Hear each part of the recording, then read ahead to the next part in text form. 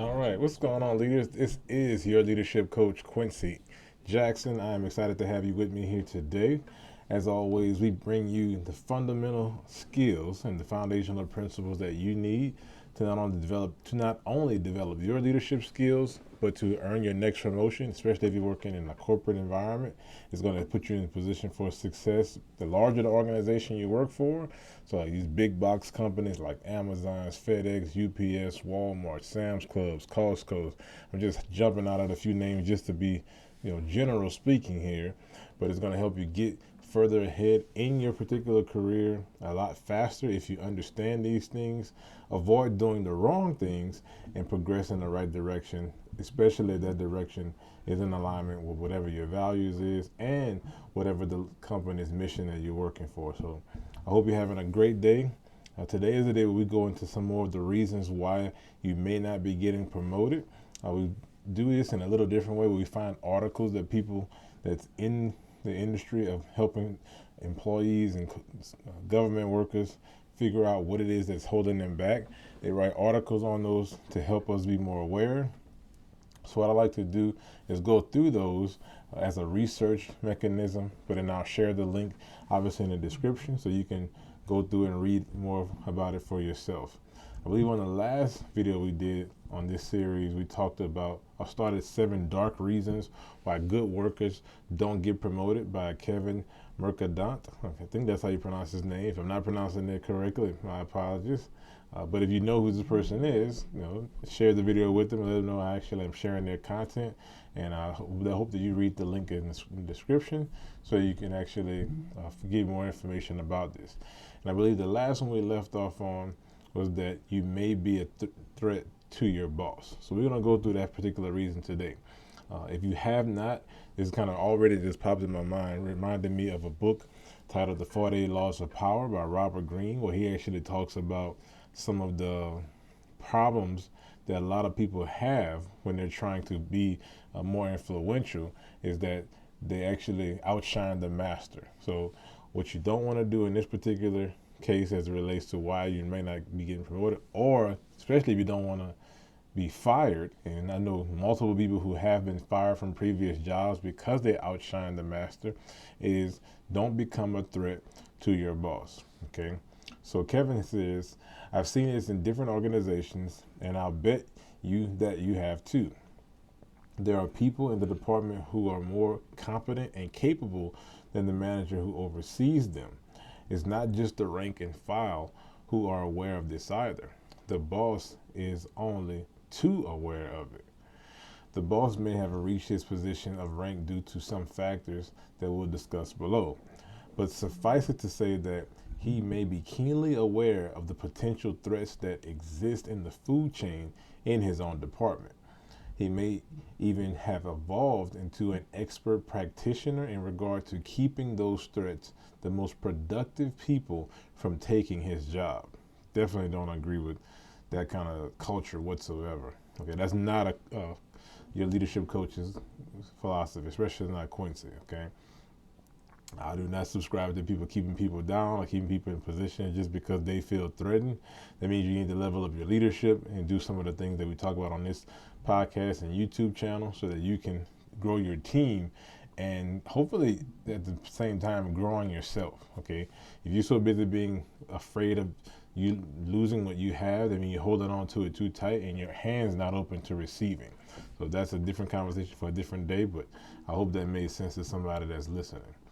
So while on one hand, as one of the most productive people in the department, you may insulate your boss from her own incompetence, but at the same time, if she believes you're threatening her position, you can rest assured that your name is featured prominently on some sort of unwritten hit list. Wow. This can also explain why from time to time your job is threatened. It's not just how you feel, it's what's really happening. Every so often, a less than capable manager will execute an assault on people in the department who he or she considers to be a threat. It's something of a periodic beatdown process in which the boss is letting you know who's in charge. The least secure bosses tend to do it the most frequently.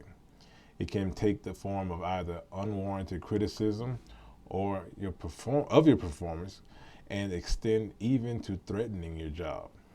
It's not that you're not getting the job done, but rather that you're getting it done too well. And there's a bold and a hyperlink to that specific point right there. So if you click the link and you can dive deeper into that idea of maybe you're getting the job done too well. Interesting. It's what can happen if your own incompetence and standing within the organization represents a threat to your boss. So, interesting number 3 point there. You may be a threat to your boss. So, have you ever felt like you were a threat to your boss? Have you ever felt like you were doing so well that it made your boss look bad in certain instances?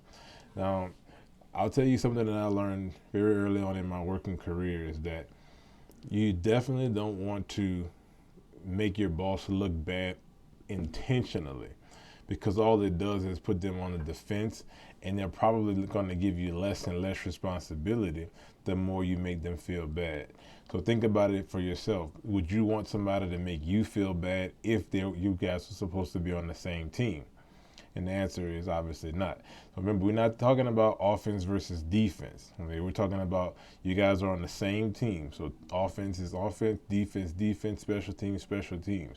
The only time, as soon as you get into this offense versus defense scenario of working, you're constantly at a pull against one another instead of pulling one another up together or pushing both of you guys forward in the same direction. So ask yourself, how would you feel if somebody put you in a position or made you feel as though you weren't doing a good job, weren't doing what you were capable of doing, or exposed you for not doing as well as you could be doing? All right. Now, you might say, well, I just need to level up and I just need to get my act together. That might be true, but everybody may not think that way. And so if you're putting your boss or your manager or leader in a position to where they feel threatened by you, that just means that you probably need to start looking for another company or organization to promote yourself to, so that you can go forward and being a better leader for other people, or being a leader for other people. Okay, so that's a point I wanted to emphasize there. Let's move on to the next point here. It says you don't fit the suit, and fit the suit is in quotation marks. It says, I once worked for a large pharmaceutical company where everyone in critical management positions were tall, white men. I also worked for a national mortgage company in which everyone of rank within our department chain was a woman. Then I worked for a smaller mortgage company where most of the sales staff were 20-something Ivy League or equivalent graduates. You get the picture? While it's comforting to believe that organizations hire the best and brightest candidates available as a matter of survival, it's not always true. Many organizations have an unspoken concept of who represents the most desirable employees. Very often, it's an attempt to build a certain image. For example, a company may try to position itself as young, vibrant, and attractive. They will attempt to make this image a reality by hiring people who are consistent with that profile. Now, this is a major reason for age discrimination, a particular form of employment discrimination that's much more rampant than believed, but rarely challenged legally. If you don't fit the suit, you probably won't be hired and certainly not promoted. And if the suit, quote unquote, is modified in a way that excludes you after you've been hired, you probably won't be there for very long. Wow. If you don't fit the suit. Well, I can tell you one way you can get around this particular problem. Before you start looking for promotion opportunities, make sure you do your background check and research to find out what is expected of the person and people in these positions, higher positions at this company that I desire to be promoted or be a leader within. So if you see some of these same commonalities, like Kevin is saying in this particular part of the article, and if you don't feel like it's congruent with who you are internally and externally, then that means that you might need to seek opportunity elsewhere. But if you feel so inclined and comfortable to make this conversation happen, maybe you can talk to somebody that is in the position of hiring to see if whether or not that is your perspective or if that's just what their pool of clientele has been of candidates in recruiting. Okay. Now I don't think they're discriminating or violating any EEOC compliance, anything like that. That's a whole different conversation for a different person. I'm not a lawyer, and I'm definitely not somebody that can speak to filing suits against companies that do those types of things. But if you don't fit that company's external and internal mold or culture, then it just probably means you need to go and work for another company so that you can fit in, get in where you fit in, if you will. You've probably heard that statement before. So if you don't fit the suit, I would say that's fine.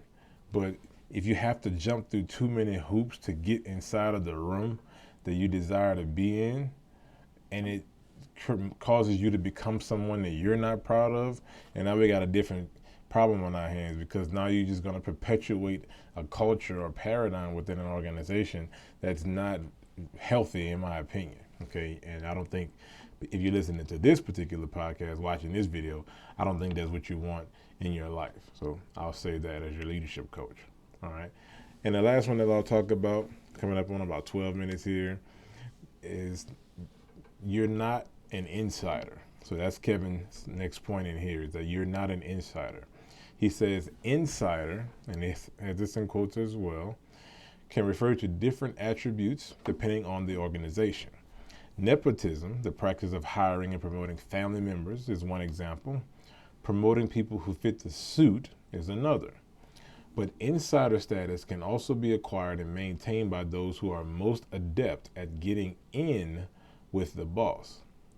This can include co-workers who act as informants for the boss. Such types are particularly welcomed by less capable managers who feel threatened by certain members of the staff. We talked about that a few minutes ago.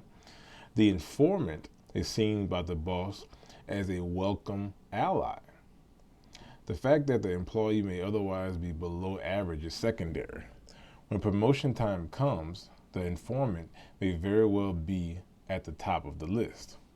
Some people are very good at brown-nosing their way to greater influence within the organization. They succeed, at least in part because bosses value loyalty very highly. And the more insecure the boss is, the more that loyalty is likely to be rewarded in the form of both praise and promotions. So let's think about this particular one right here. You're not an insider. Now, I didn't expect him to go that route with that particular point, but I don't necessarily. So he's saying that he's seen people that were insiders, the brown nosers, the tattletales, the snitches, if you will. Those are the people that get promoted in particular organizations, and maybe even yours. But I would say this person is probably more of a type of person that is not necessarily looking to get people in trouble, but they're just trying to make sure that they're maintaining a high standard within the company in their mind. Now, you might not agree with that. You might say, well, nah, they're just dirty. They're just looking out for themselves. They just want to promote themselves. I agree. That is true. But you also have to realize that if people weren't doing bad things would need to get reported, and therefore bad things wouldn't need to get snitched about behind people's backs. So once again, that's a culture issue more than it is a person being a brown noser, snitch, tattletale, and things of that nature. So I don't think you need to become an insider to that extent. I don't think you need to put yourself in a position to do that and become that. However, the better you are at looking out for the company and your leader's best interests over a period of time, and you demonstrate that through properly reporting things and building a relationship with the people that can help you when those times come about, when you want to advance your career, that's just going to help you get there a little bit faster, and also know it gives your team at those higher levels an idea of who you are, what you're about, and how much they can trust you. Okay, so really, really cool thing. So I definitely want to let you guys take that. And this is, I think this is the fifth part of the series that we're doing. We're going to come back with these consistently. I'll leave a link to this particular article so you can read this for yourself as well and get more insight about how you can actually use this for your own understanding. And then you can dive deeper to start understanding some things that you may be doing to eliminate so that you can earn your promotion a lot sooner and also effectively lead your team if you are already working in a leadership role in those organizations of corporate environments. So that's what I got for you guys today. As always, I want to say thank you for watching the video. You watched it to the end, much appreciated. I know you could be doing anything else in the world right now, so I hope you got a lot of great value from this. If you want to go further, you can always as well leave a comment. Let me know what you think and tell me some things that you got from the video. Don't forget to like the video. Also, please remember to share the video with somebody you think would benefit from it. And lastly, in addition to the link of the article that I just read from, I want you to check out a link to the 6 Biggest Mistakes ebook that most leaders make when they're working to earn their next promotion. It's a very simple ebook that I created just for you. It's a kind of a playbook guide of things that you should be doing and things that you can do better so that you can earn your promotion very soon within the next 3 to 6 months. But if you've been working on it, already working on it for a while, it's probably going to cut your learning curve even further down in half than that. So, but thanks. Just wanted to share that with you as well. You can also look in the description to connect with me on different my X account, my LinkedIn account, and also Facebook, where we actually share content there regularly. But YouTube is the best place to find me if you want to connect further and find out more information about how we can help you advance your career in the corporate America today. So thank you so much for watching, and I'll talk to you all in a little bit. Have a great day.